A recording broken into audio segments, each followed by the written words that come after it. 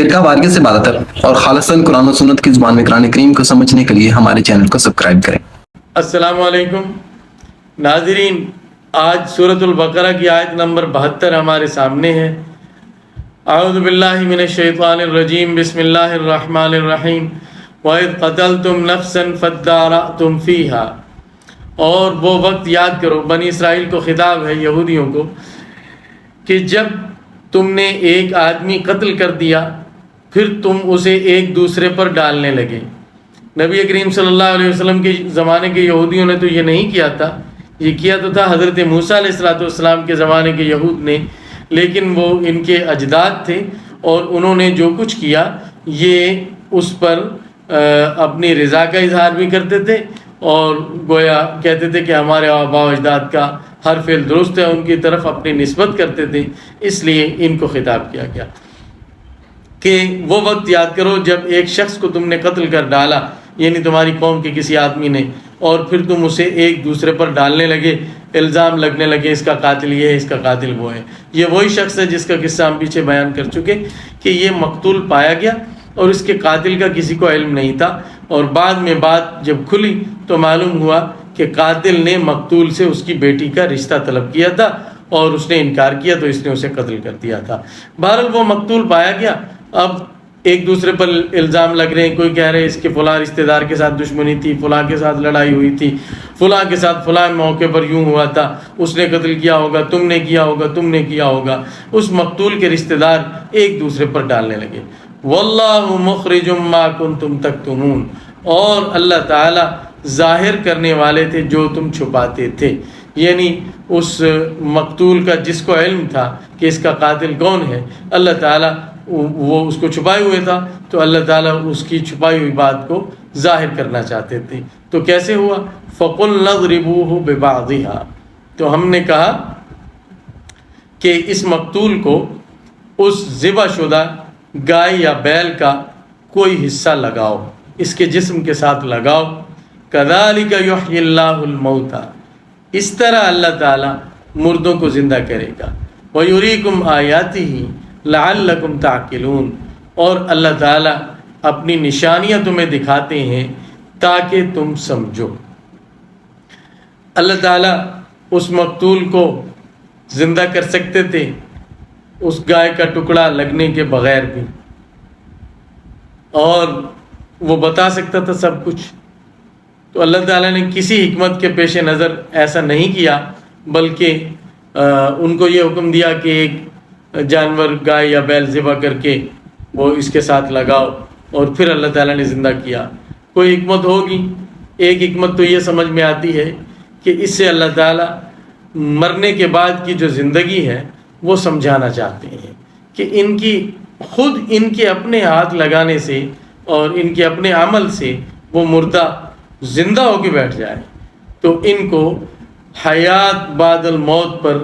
یقین آ جائے گا۔ اور پھر اس واقعے کو قرآن مجید میں بیان کیا اور یہود بھی اس کی تصدیق کرتے، تو جو مشرکین تھے عرب کے، جو آخرت کے منکر تھے، جو کہتے تھے مرنے کے بعد کوئی زندگی نہیں ہے اور مرنے کے بعد انسان ہمیشہ کے لیے فنا ہو جائے گا، ان کے لیے بھی یہ دلیل ہے ان کے نظریے کے باطل کرنے کے لیے اور حیات بعد الموت کو، آخرت کو ثابت کرنے کے لیے۔ بہرحال جب یہ کیا گیا تو وہ مقتول زندہ ہو گیا اور اس نے زندہ ہو کر اپنا قاتل بتایا کہ مجھے فلاں نے قتل کیا ہے، اور پھر اس کے بعد فوراً ہی وہ مر گیا۔ یہاں یہ شرعی مسئلہ سمجھ لینا چاہیے کہ مقتول کا بیان ایسی شہادت نہیں ہے جس کی وجہ سے قاتل کو سزا دی جا سکے، گواہوں کا ہونا ضروری ہے۔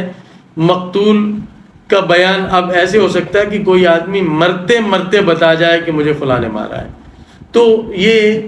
ایک طرح کا استشہاد تو ہو سکتا ہے، یعنی اس کے اس الزام کی بنیاد پر تحقیق تو کڑی ہو سکتی ہے، شک تو ہو سکتا ہے اس آدمی پر اور وہ ملزم بن جاتا ہے جس کا اس نے نام لیا، لیکن محض اس بیان کی بنیاد پر اسے سزا نہیں دی جا سکتی۔ شریعت میں اس کے لیے گواہ ضروری ہیں، اگر گواہ مقتول نے نہیں بتائے اور کسی اور آدمی نے بھی گواہی نہیں دی، دو لوگوں نے خود، تو پھر چونکہ یہ ملزم تھا، مقتول تو گیا، تو ملزم کے ذمے اب حلف ہے۔ وہ اگر قسم کھائے کہ میں نے یہ قتل نہیں کیا تو بچ جائے گا، اور اگر قسم کھانے سے انکار کر دے تو چونکہ الزام اس پہ لگ چکا ہے تو اس پر وہ الزام ثابت بھی ہو جائے گا، اور پھر اسے قصاص میں قتل کیا جائے یا دیت لی جائے، جو بھی صورت ہو، یعنی پھر الزام ثابت ہوگا۔ یہاں صورتحال اور ہے، یہاں تو اللہ تعالیٰ بذریعہ وہی حضرت موسیٰ علیہ السلام کو بتا رہے ہیں نا کہ یہ جس کا نام لے گا وہی قاتل ہوگا۔ اس واسطے اس واقعے سے قیاس نہ کیا جائے کہ مقتول کا بیان کافی ہوتا ہے، کوئی شرعی حجت ہوتا ہے، ایسا نہیں ہے، یہ واقعہ خصوصی ہے۔ بہرحال اس نے جس قاتل کا بتایا پھر اس سے قصاص لیا گیا تھا۔ اس میں اللہ تعالیٰ یہ بھی فرما رہے ہیں کہ اللہ تعالیٰ تمہیں اپنی نشانیاں دکھاتے ہیں تاکہ تم سمجھو۔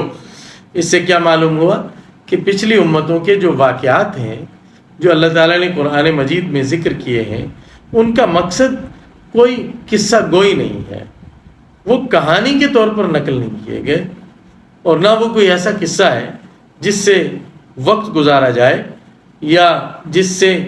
قصہ گوئی کا لطف لیا جائے، بلکہ سب عبرت ہی عبرت ہے، سب آنکھیں کھولنے کے لیے، سب نصیحت پکڑنے کے لیے، اور سب سبق حاصل کرنے کے لیے ہے۔ اس طرح فرمایا کہ اللہ تعالیٰ اپنی نشانیاں تمہیں دکھاتے ہیں تاکہ تم سمجھو۔ یہاں تک آیت 73 آیتیں ہو گئی ہیں سورۃ البقرہ کی، سلسلہ انشاءاللہ جاری رہے گا۔ اللہ حافظ۔